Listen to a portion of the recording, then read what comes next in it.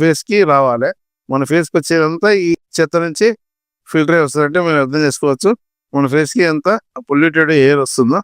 అందుకోసం మీరు ఎప్పటికైనా రెగ్యులర్గా సర్వీస్కి వచ్చినప్పుడు ఈ ఏసీ ఫిల్టర్ చెక్ చేసుకుని అవసరం కూడా మార్చుకోవాలి.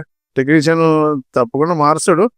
ఒకవేళ అతనికి దృష్టిలో పడకుండా మీరన్నా కనీసం చెప్పి ఇది చేయించుకొని మంచిగా ఉంటేలో క్లీన్ చేసుకొని వేసుకోవాలి. లేకుంటే కొత్తది వేయడం బెటర్. ఇప్పుడు ఇందులో మేము కొత్తది వేస్తున్నాం. కొత్తది వేసి ఫిట్ చేసినాక పర్ఫార్మెన్స్ మీకు ఓకే. ఇప్పుడు ఇది ఫిల్టర్ కొత్తది ఇచ్చినాం. కొత్తది ఎప్పుడైనా ఫిల్టర్ ఇట్లా ఉంటుంది నీట్గా. లైన్స్ కూడా మీరు స్ట్రైట్గా ఉన్నది చూడండి. ఇందులో ఇక డ్యామేజ్ అయినాక ఎయిర్ స్టార్ వేసినాయి. లైన్లు కూడా బెండ్ అయిపోయి హోల్స్ పడి నానా విధంగా తయారవుతుంది.